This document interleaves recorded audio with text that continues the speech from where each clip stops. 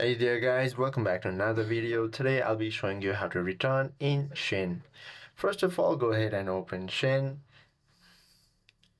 Then head to your Me option located at the bottom right. From there, tap on My Orders. Now once you have tapped on it, you will find various options like orders, unpaid processing, shipped, review, and return and refund. Go ahead and tap on this return and refund option. From there, you will be able to find all your orders.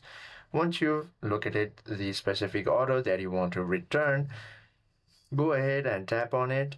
From there, you will get label. Choose your return method like UPS or USPS drop-off. Shein will provide a return label or QR code.